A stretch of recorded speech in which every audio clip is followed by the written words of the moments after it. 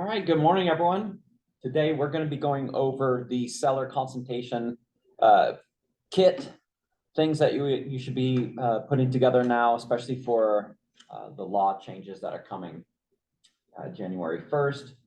Going to be going through a couple of familiar things, and definitely we're going to talk about the new discussion and dialogue that we'll be having with sellers about compensation. Before I get started, I wanted to kind of open it up. So Zoom people, you're gonna have to unmute since it's just me and Karen in here right now.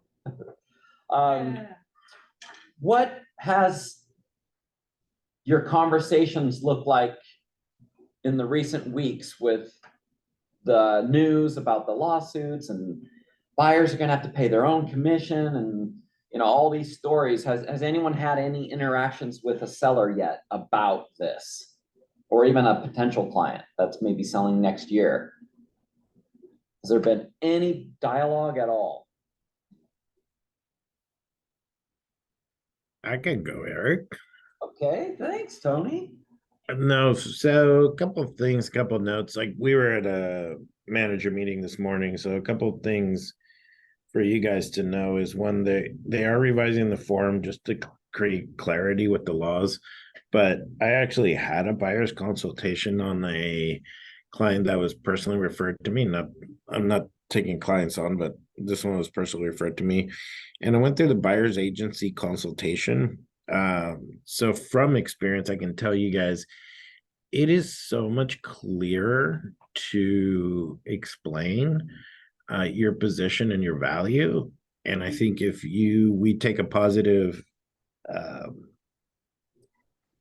if we take everybody's like doom and gloom, but if we take a positive outlook to how to explain it, I think it's a lot, you'll find it to actually be a lot clearer. Like, we are representing you as a buyer. You are going to pay us. If compensation is offered by the seller, it'll offset what you have to pay us. That's really, you just gotta, if you really simplify it like that, the buyer's like, oh, that makes sense. And I think we're so used to doing it a certain way, which is actually the wrong way. Because when people would ask us, well, how much do we pay you? And from experience, I would say ourselves, I'd just say, oh, you don't pay us. And I think that's exactly what they're trying to change, is that we are getting actually technically paid. Just because the price is inflated on the purchase price in order to cover our fee, they're technically paying it because they're the ones that are buying the house. So Yeah. when you are explaining it in that way, they're like, that makes complete sense. It was just a fee because they're financing the whole amount of the house. Technically, they are paying us because the seller's just giving us the compensation, but that's compensation that could be technically discounted for them. So, I mean, if we take the approach of, look, this is our value proposition, you're paying us this to represent you like an attorney, because remember, we're limited liability attorneys. That is exactly how the law should, I mean, that's how I want to be represented. I'm paying you a fee to represent me. So if you explain to them in that way, it makes it so much simpler. When I explained to them, I said, go ahead, read the paperwork. And that same night, they called me and said, okay, we're ready to sign the buyer agency agreement and get going. Well, they clearly understood what was going on. And I think it just makes it so much simpler to explain it to them in that way. And they're like, oh, we get it. Because in any other profession that you look at, you as the purchaser or seller have to pay a fee to who is representing you. So, I mean, you pay your CPA to represent you. You pay in any other profession, I don't care what it is, you pay the person giving you the service a fee. So it just makes it very clear, very easy to understand. And I think it's just, I think it's going to make your guys' life easier to explain it instead of before how it was. So.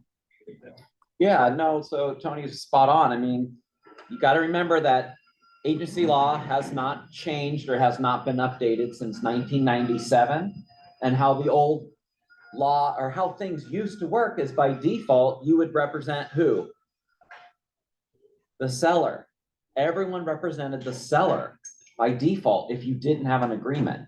So after a while, everyone was like, well, wait a minute. The buyers are the ones who are paying, right? They're the ones who are buying the home. That money's coming from the buyer and the buyer's loan. And then they're giving that money to the seller. And then the seller is paying the agent. That's how, that's how it was done. Well, after a while, they said, yes, let's go ahead. Let's change the agency law. Let's go ahead and amend it to where buyers can have their own representation. They completely got that all set up and things were good, but the only thing that they didn't bring forward at that time was the transparency in the compensation. They really didn't.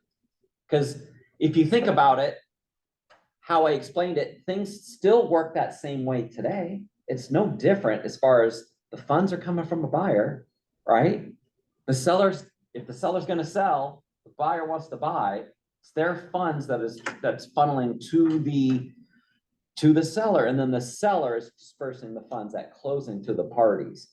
Where we really went wrong was, just like Tony said, like we were explaining it to clients like, oh, don't worry. Yeah, don't worry.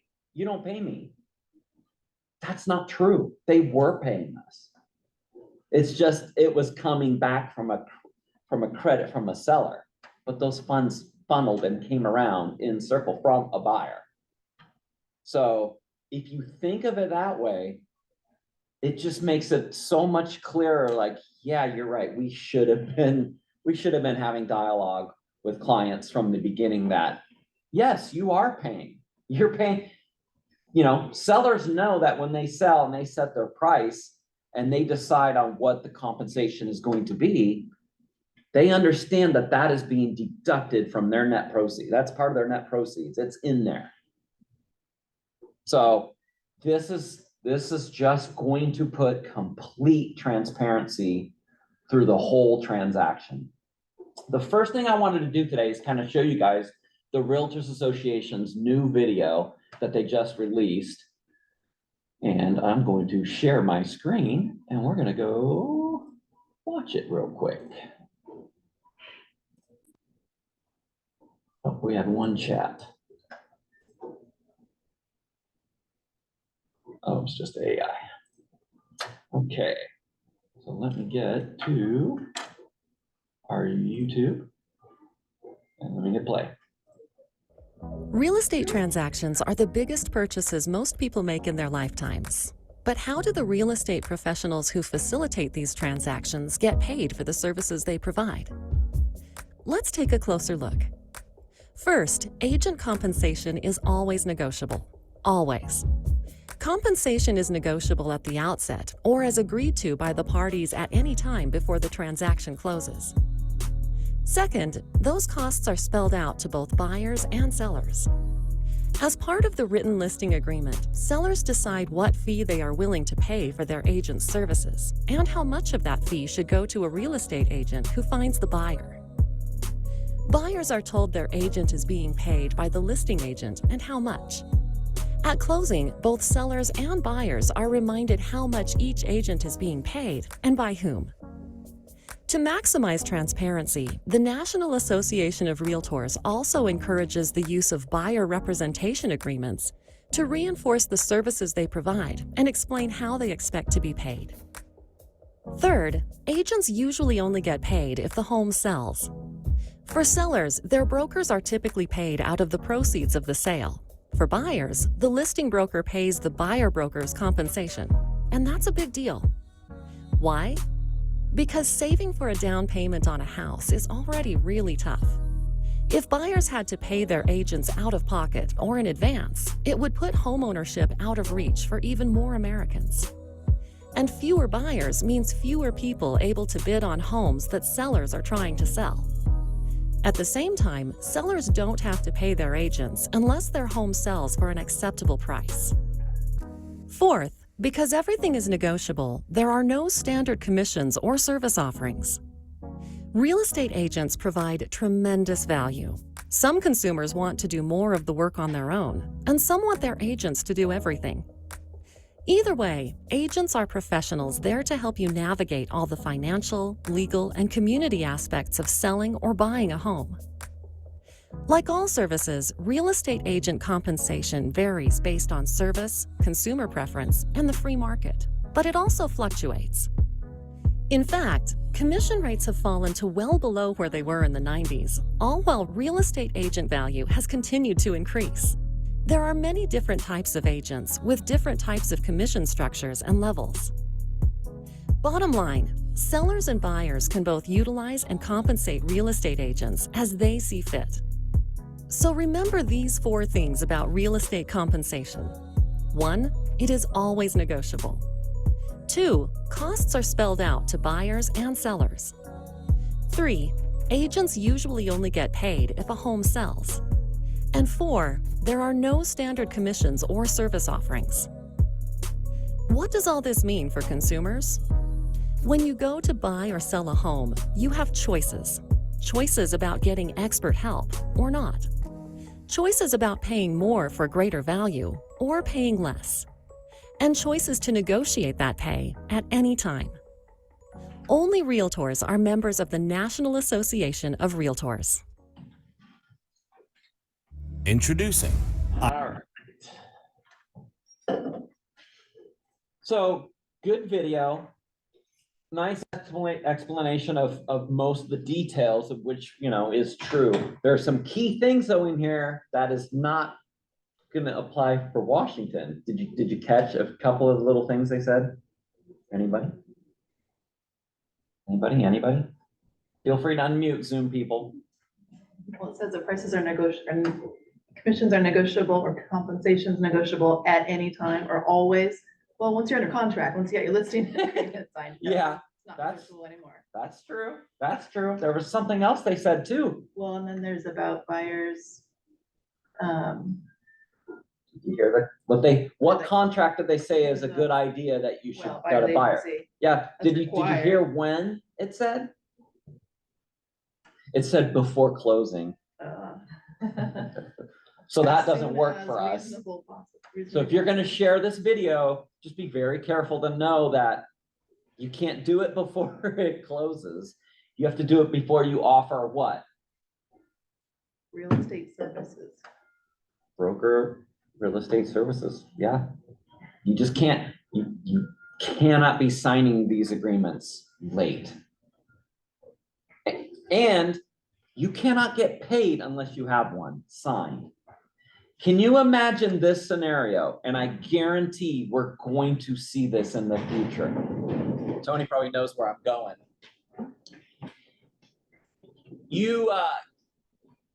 The buyer basically is like, yeah, we'll sign that later. Let's get a deal put together. They keep putting it off. Oh, we got to write a deal. You write it up, you get it secured. And they're like, yeah, I don't really feel like I need to sign this. We already have an agreement. I'm not going to sign it. You get all the way to closing and you don't get paid. You can't get paid unless you have one. That's the part that's definitely going to be I guarantee someone's going to learn, they'll learn the hard lesson. It's going to happen because they're going to let their client dictate, the process, I guess. They're going to be in control. You're just going to have to think of it like a seller. Like you would not, okay, seller. Oh, you want to do the paperwork? Okay, no, you don't have time. Okay, let me help you get the house prepped. Let me bring in my contractors. Let me help pay for cleaning. Let me pay for all the digital photography and the Matterport and the drone footage and video. Let me do some staging for you. Let me do my marketing. Let me pay for all this stuff. Let's get it all ready. And then they're like, oh, you know what? I don't want to sign an agreement. Can you list their property? Can you get paid? No. You're just gonna have to treat things exactly the same way for buyers. You're just gonna have to get into the habit. Mhm. 100%. Okay, so last week, we did the dialogue, we did the discussions on for buyers, and we also showed where do you get the items, you know, for a client, for their consultation to do things digitally. I'm going to share my screen again.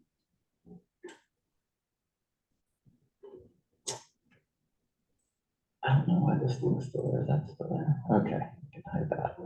Okay, so in Transaction Desk, you can still use the same thing for sellers, for buyers. Go create a transaction and you can call it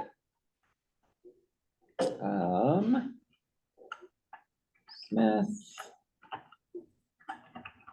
Michael Mary seller meeting. Whatever, I don't know, whatever you want to call it.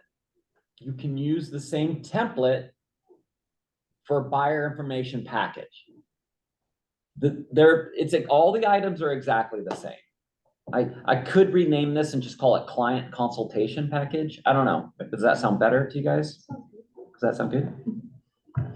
So I'll probably do that. And I don't need this. And I could just hit who I'm going to represent.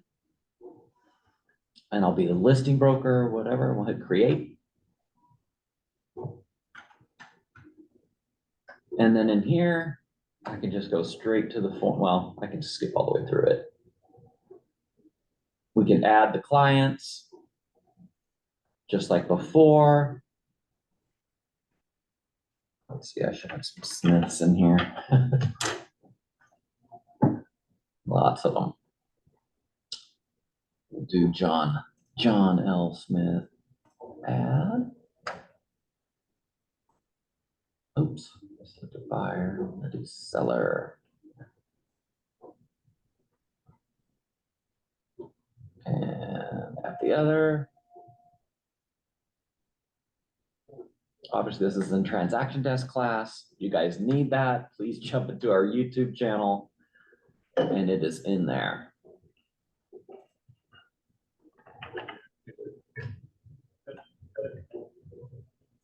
Right, we'll add. It's a buyer last time, so we'll put them as a seller. And we will save. Now, when you get to the forms, you got the law of real estate agency pamphlet. It's going to be here, the lead-based paint.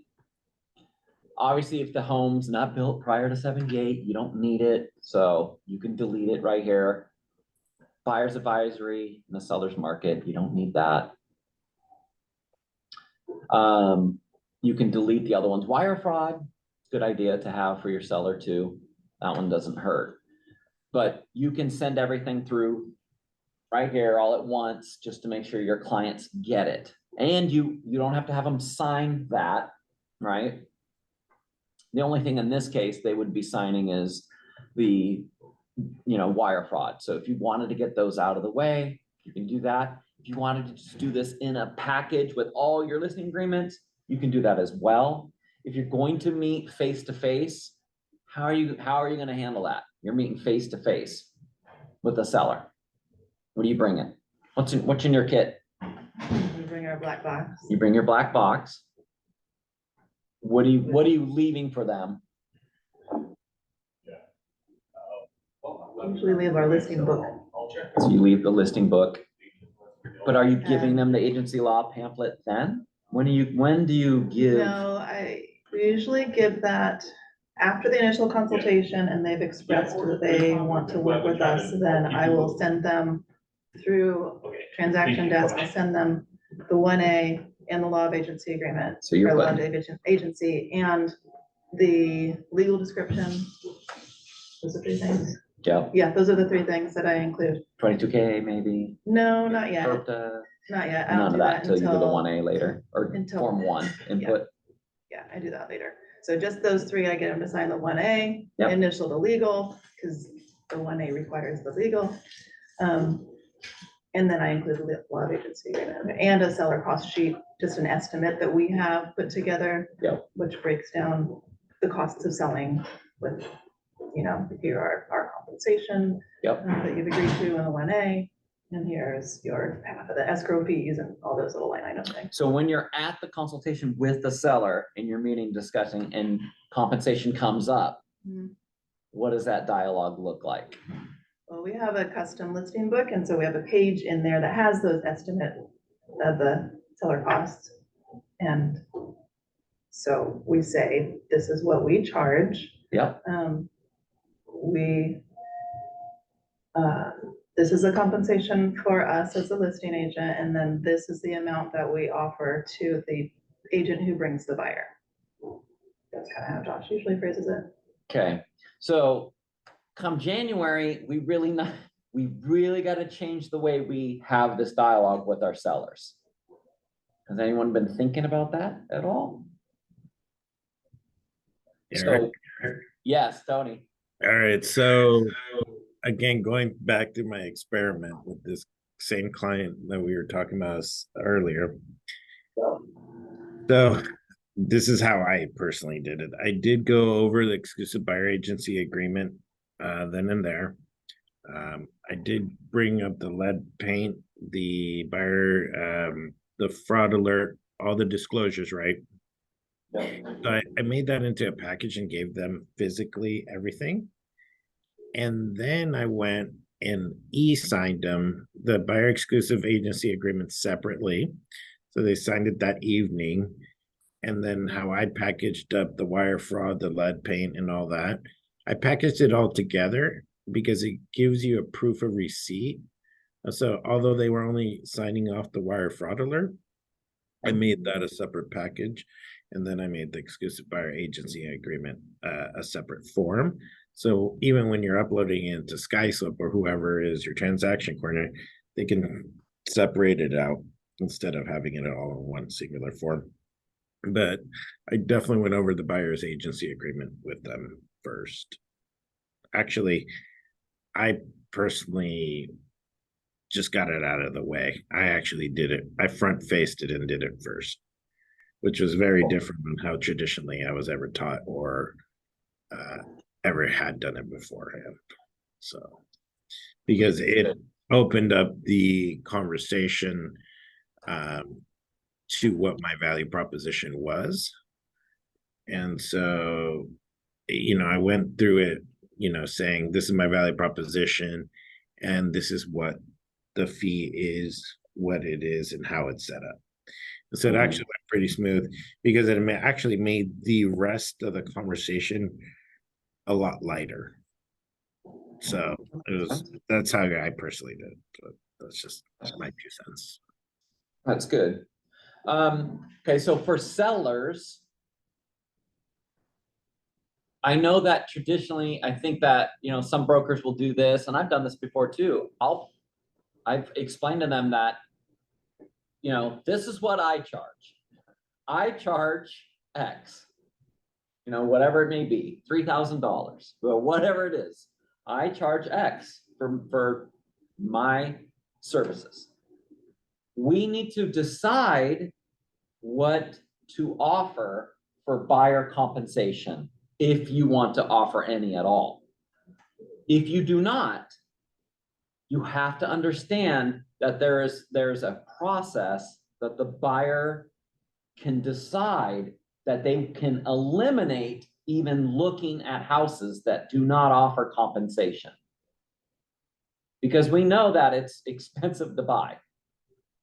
It not only are rates super high right now, even, especially now, but the loan costs, their down payment, their settlement fees, closing cost fees, everything that the buyer ends up paying is a lot of money. If we do not offer any compensation whatsoever, we are eliminating all of the VA buyers, because VA buyers cannot pay compensation at closing. They're prohibited from paying it. So you're saying all VA, there's no veterans can buy your home. So we have to look at this, right? At, you know, do we want someone on the other end who's gonna be competent, who's gonna help their client get across the finish line, right? I know sometimes, you know, even when you kind of like offered whatever, right, from the beginning, we get who we get, but it's my job to help, you know, guide you, Mrs. Seller through this process to make sure that that broker on the other side is good. And we'll be able to tell by their offer, right? We'll be able to review and by the communication and by their lender and by the questions that we're going to ask and require them to do in order to, to submit an offer. So it's, you really got to like dig in deeper now about the compensation portion, and that the seller does understand they can't offer nothing. Because this is going to be front and center on the media, even more so. They're going to get it wrong and they're going to say, like some of these other states and some of these other crazy, like Facebook groups that are already talking like, oh, the buyers are now going to have to pay compensation. That's it. Sellers don't have to pay it anymore, ever again. It's not really true. And then again, we got to go back to the beginning of exactly the same dialogue as before, is that the buyers buying the seller's home. They're the ones with the money. They're the ones with the money. The money is coming They're from paying them. for it. They're paying for it. Because if we get no buyer, you pay me nothing. If we don't sell, I get nothing.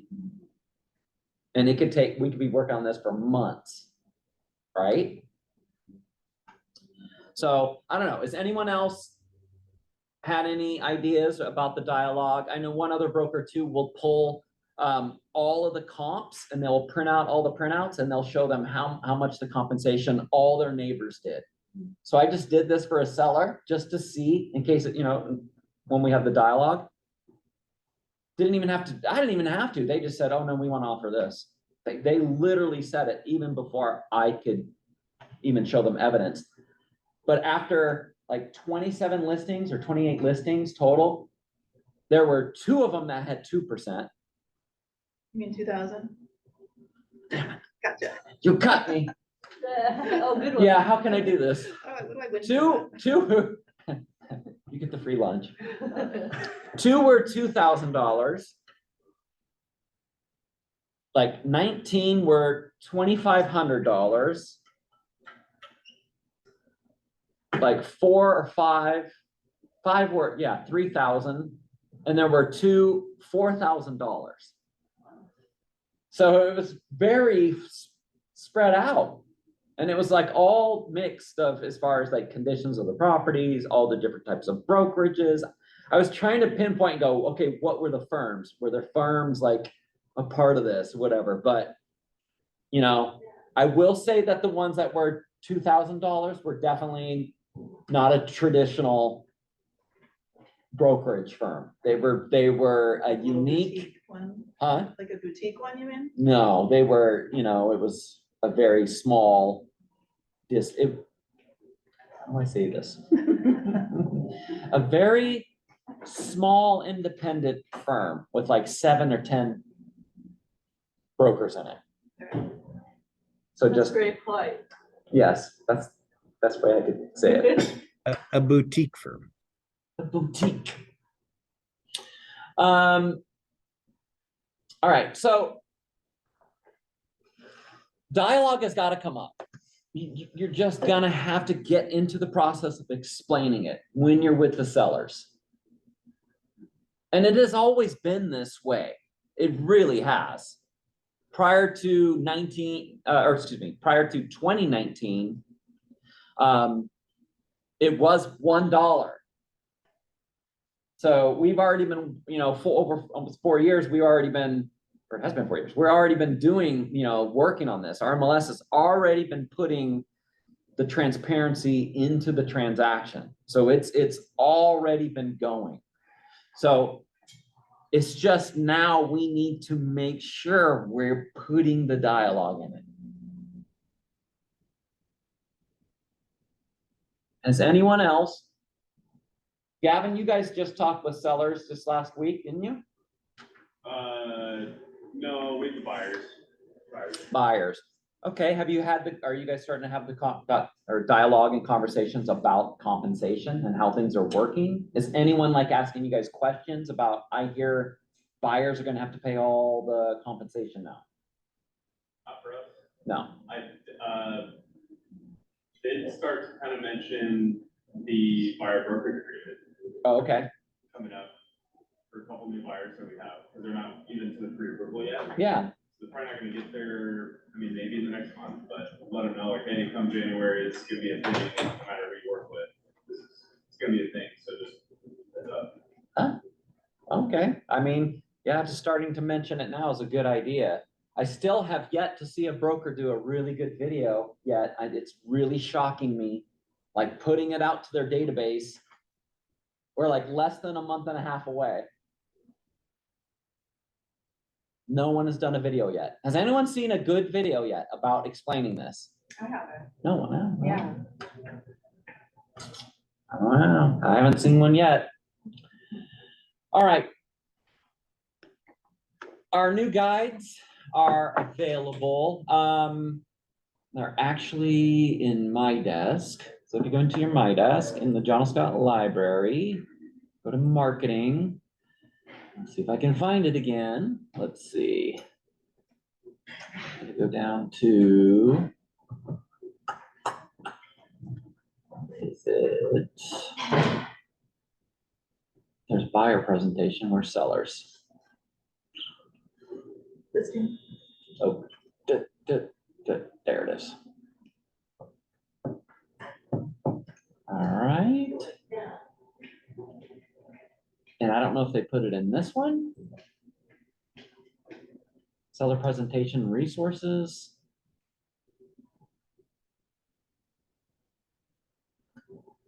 That's the talking points. No, that's the 2019.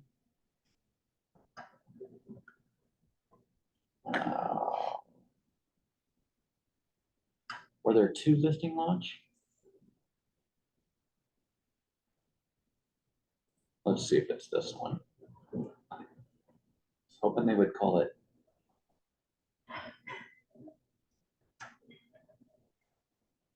Like new, no, so that's the current version. You obviously still can use this.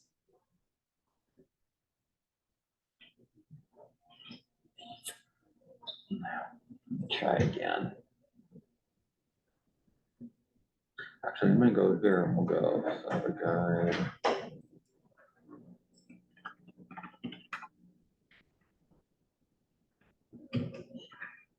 See if I can find it this way.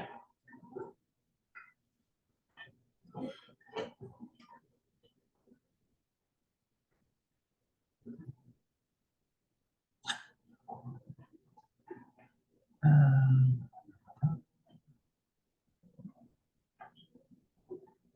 don't see anything that says new or 2023.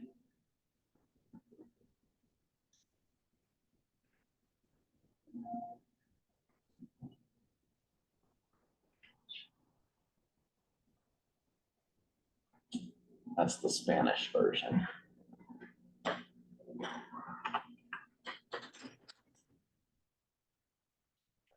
Three.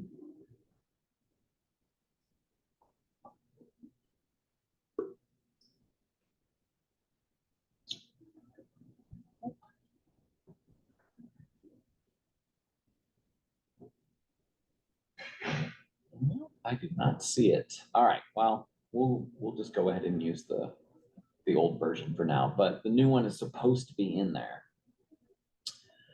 All right, so from Selling Our Home Guide, you definitely should be using this. The third versions are the ones that are coming out now.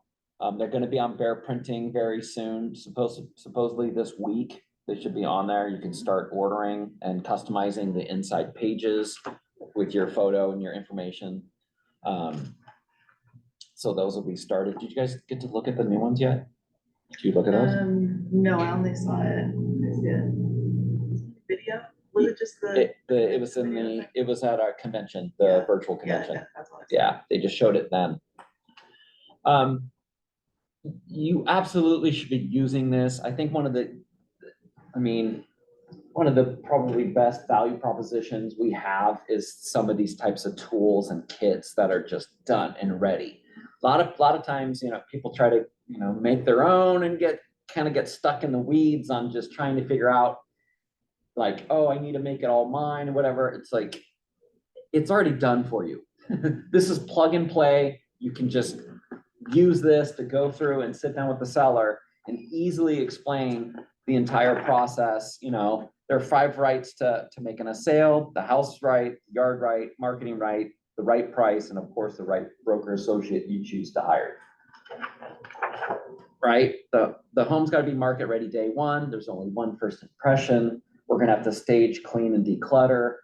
Even if you're staging with their own, furniture and items, you can go through and do that as well.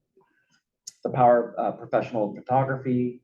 You're going to do HDR photography. You're going to hire a professional. You're not going to use your cell phone. You're going to be, doing Matterport and talking about all the marketing and pieces that you're going to do. A comprehensive marketing strategy. We reach virtually 100% of the backlog of buyers through our online exposure of your property, and we're gonna use promotion of mailers and online lead ads. The home's gonna look incredible for digital marketing and your online presence. Seller listing launch is a program we're going to utilize. We're gonna invite the entire neighborhood. First hours for neighbors only. Most of the times neighbors already know who wants to live near them. So it's great to activate them, get to know them, and then try to get those people lined up for your property, because it's all about the backlog of buyers, enhancing the home search experience for buyers. So on and on, like just using this guide, you can get through the whole thing like 15 to 20 minutes about. That's really what it was meant to do, is just a practical guide to explain not only the selling process, in a nutshell, but mostly it's for your value proposition. Because that's the part that gets skipped a lot. People kind of come in, typically, if you don't have something like this, what are they doing? They're just shooting from the hip. They're coming in and they're like, okay, I can look at your home. I'm going to offer a CMA one line right here. This is what a lot of brokers, this is what they still do today. They're just doing the one line CMA, and they're just going to go ahead and, drop that off. Yeah, this is what I think it's worth. And then you are going to use your Unibind, put your cloud CMA in there, do the BMA. So you can see the buyer market analysis as well. But having both of that put together in this, Josh was just saying, him and I were talking this week because he had a consultation and so did I, and we were cracking up. And he said that the people were just over the moon for this book. They could not believe that he put it together in one day. They're just like, can you believe this? Like, this is insane. I had a consultation for a family for their ailing father, and the whole family was there. I had like 6 people to present to.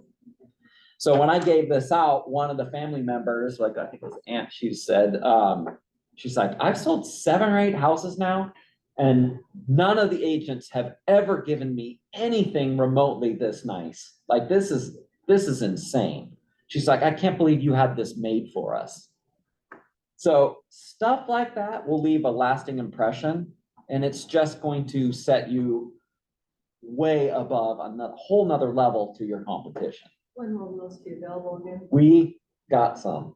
Oh shoot, I was supposed to pick them up. I got to pick them up later today. So we got more. Yes, so we got some more. Thank goodness. But it makes all the difference.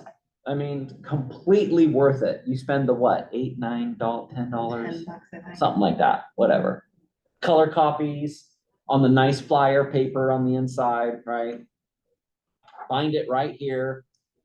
This will leave a lasting impression on the seller. So, but you need to marry it all together with the presentation, then the CMA, then it's time, you know, to kind of talk about what you're going to do. This is value proposition right here, the presentation guide.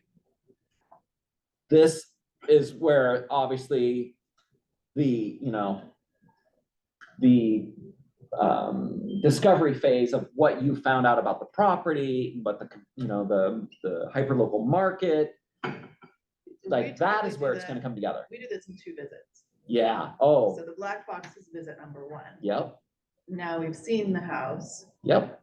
go back to the office and prepare the CMA, Mhm. make the binding book, hopefully like following morning. Hey seller, I have a prepared a report for you, can I Yep. drop it by?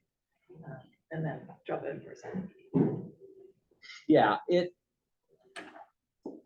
one in the, you know, your 1 step, 2 step, I prefer 2 steps also. That's exactly what I did. I went to the property, just brought my clipboard, all of the stuff I have in the county, real list, printouts, old listing, if you can have it.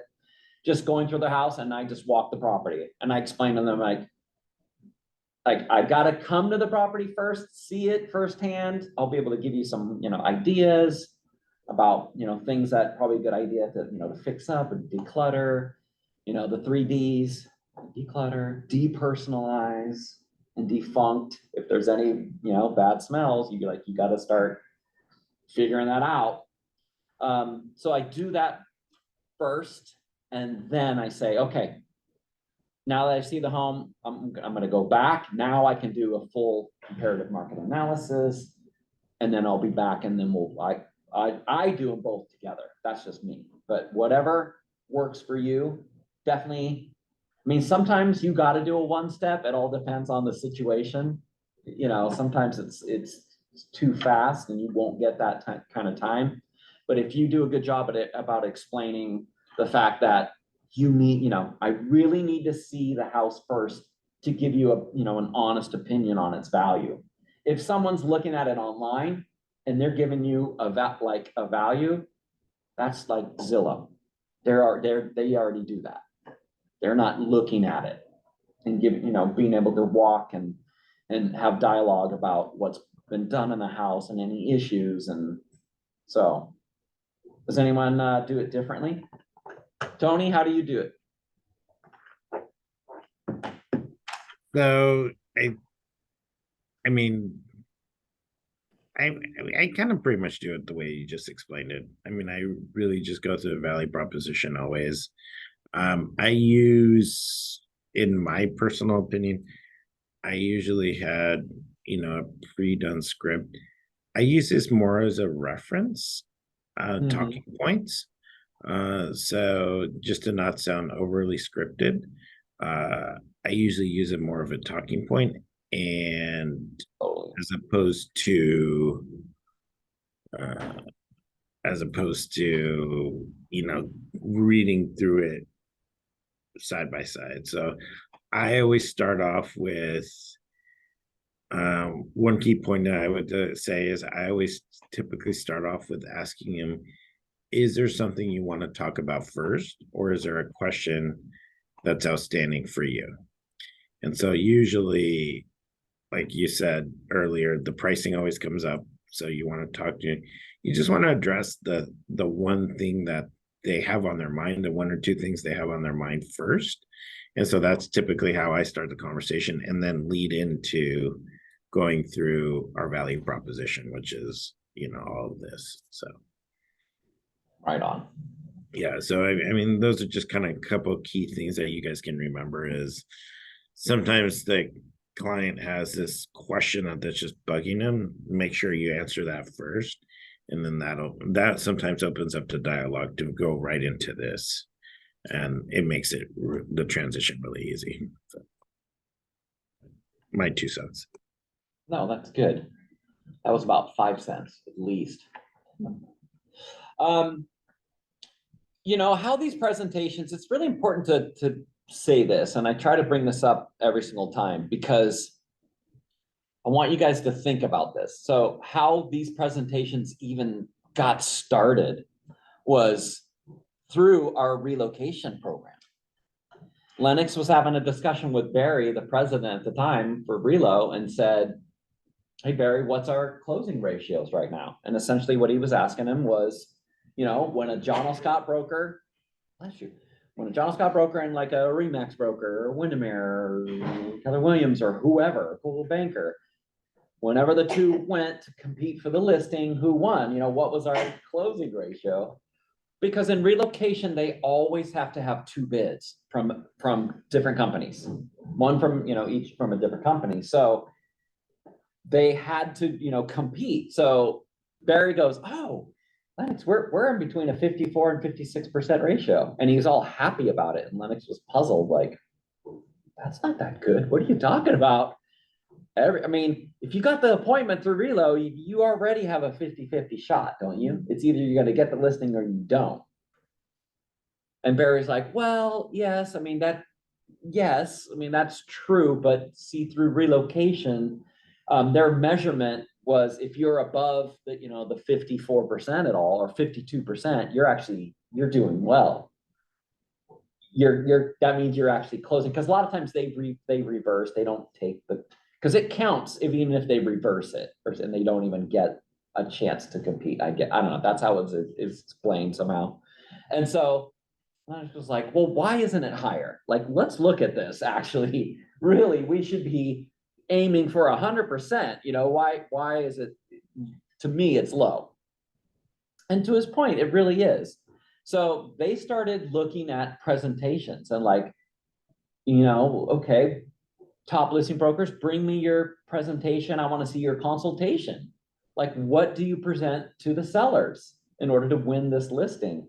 And what they came to find out was that everyone was different.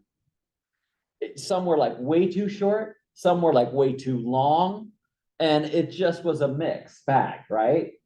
Some were like very good, but it was just not that professional consultation that Lennox was dreaming about and thought that exactly that's how it was being done. It really wasn't that way. So the cool thing is that they said, okay, we're going to take these pieces that everyone brought and we're going to sit down, we're going to put groups together. They even looked at leading RE companies, their top listing brokers, on what they used in different states and different countries and stuff, just to get new perspectives and ideas. Well, it took about 6 to 8 months, and they actually built the very first presentation. Even Karen has one, but they actually put it together and like, let's give our brokers an actual presentation that's already done, that they can stick to and use it as their guide to present to their sellers, to make sure nothing gets overlooked, and skipped and not talked about, and to make sure you cover everything, and to give a more professional consultation. So since they did that, our win ratios jumped to the 80 percentile. They're in the 90s today. All because it was requirement for the leading, or for Relo and leading RE brokers from John L. Scott to actually use the presentations and the guides and the system and that's how the black boxes came about. I mean, of course, and then unibinds and all these other things, all these pieces came together from that program. So knowing that our closing ratios before, and you think about this, you had top listing brokers already who are in Relo. You have to have experience, you have to have designations, you have to have more training in order to even be in the Relo program, to work with these professionals that are moving away or coming in, right? So if these people took and had no presentations before, no kit, no consultation package that they were using, and they were winning between 54 and 56%. But then when they implemented this year after year after year after year, now they're in the 90s. What does that tell you? What's that say? Yeah, it's 100% effective. It made a huge difference. So that should tell you why wing it. Why Why try to create something else out of the box when it's already been done for you and it's served and it's ready to go, and you can put your own, you know, branding on the inside and order these. So it's done for you. It just makes so much more sense.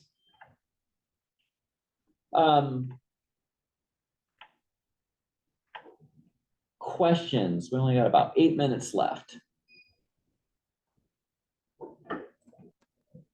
I know we went over a lot of kind of stuff, putting it all together.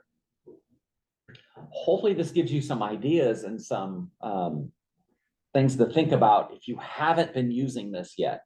If you haven't trained on this yet, the training is actually in your My Desk. And you can get to it a couple different ways. I'm gonna go back to the dashboard. There are a couple of things that I always read these books thoroughly before I present, so you know what information's inside of them. To just get really acquainted with. Yeah, there's actually training you can do even on your own in the John L. Scott Institute. You can click here and actually go through the full, you know, the Certified Seller Marketing Specialist designation course. I don't know why it does this. It does this every time. So in here, you can go to all of the John L. Scott channel, and you have to keep scrolling to the right. And oh, there's the first seller one. I just passed it. So the first seller one is right here, but you can actually go through this. This is the course on how to learn how to present this. And you can start the courses, do these all. There's videos, there's handouts, but it gives you the full dialogue on how to actually present the book. There's talking points.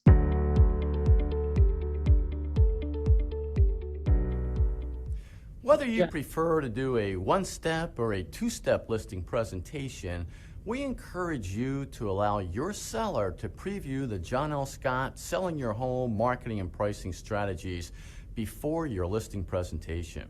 So, if you're doing a one-step, you can send the Selling Your Home Marketing and All right, so we're not gonna go through that because we actually went through this already. Was that last month?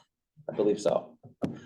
But we did both buyers presentation, the seller's presentation. We did both of those designations all last month, but those are available to you anytime. I would say get in there, don't wing it, learn it. I'll tell you a quick story before we end. I had a newer broker. She had only been in the business for about 6 months. Had one buyer deal, is what was the only thing she had closed on, but she wanted to work with sellers because she fully understood that, wow, if you control the inventory, you're gonna have a draw of buyers and you get paid, pretty much guaranteed to get paid, instead of showing and showing and showing and writing offers and not winning. So she had a listing appointment, she winged it. She knew we had these available and just didn't want to do the training at the time. And this is years ago. This is, you know, back on the original version. She'd heard my spiel about, you know, the relocation, you know, story, and about, you know, by using something that's actually going to make a difference. She had heard all of that, didn't believe it, just didn't do it. So she did not get a listing, and she literally was contemplating, I think I might get out of the business. I just don't know if I'm right for this. So during our next coaching session, I said, what if you actually took it to heart and you really did learn this? You actually fully dove in. You learned it like a movie star learns a script. They get paid so much money by learning the script and the dialogue and internalizing it and making it their own, right? And just living it and doing it. So she sat there and was like, okay, I will try this. But after that, if it doesn't work, I'm just letting you know, I'm probably gonna get out of the business. This was our exact conversation. So she started in, she did the training, she did this practice, she practiced with her coworkers, practiced with her family. She started, and I never told her to do this, she started videoing herself, watching how she presented. She went through the whole thing, constantly learning it and learning. I mean, she probably did it 20, 30 times. This is someone who really did finally kind of like take it to heart. Her first listing appointment, she went up against one of our own brokers in the office on one Friday. I knew she was going for a listing. I helped her prepare it. She went out the door like, I'm gonna go get it. I'm going, I got it. So she left. One of my seasoned brokers who'd been in the business for about 12 years at the time, he's like, oh, what are you doing? I'm like, oh, what are you doing this week? And he goes, oh, I got a listing appointment in Sunrise. So yeah, I'll be, I'm heading there. Oh, great. He goes, oh yeah, it's a referral. I got it. I'll see you Monday. Okay. So Monday rolls in, I come in, sitting in the office. In comes the broker with the experience, 12 years. And he's like, we're talking, all of a sudden his phone rings and he's like, oh, hello, talking, something goes, oh, okay, well, I appreciate, the opportunity, and, if I could have done something different, I would have loved to know, but, thank you so much, short conversation on the phone. Okay, I was like, and the look on his face, like, what's wrong with that? Or what's going on? And he's like, oh, I just got a call. I didn't get in that listing. They're going with someone else. Like, no way. Oh, wow. That's, so he walks away and in comes this other broker, and I see her in the parking lot and she comes out and she closes her door. She's got all her stuff and she's got her listing agreement in her hand and she's running in. She's like, I got it. I got the listing. And everyone's like celebrating with her. And in walk over our experienced broker. And he's like, oh, right on, congrats, man. I knew you were going to get it. You've been working hard. And guess what listing she got? She got the same listing that the experienced broker thought he had. Thought it was a come list me call. So his face completely changed. And he came in and into my office and closed the door and he sat down and he goes, all right, I obviously need some more training. He goes, if someone brand new can compete and beat me in a listing presentation, I won't say exactly what he said, but he basically said, I need to learn this. So he did. He was like, wow, you know what? I never really, I've seen it. I showed, I saw the stuff in the meetings, and I just never really thought that I needed this. So ever since that happened, it just really solidified the fact that clients want a professional consultation. They really do. It makes a difference in your business. Please don't wing it. It's available. I mean, it's there. So, all right, that is it for today. Thank you guys for making it. I appreciate you all, and we will see you on the next one. Bye, guys.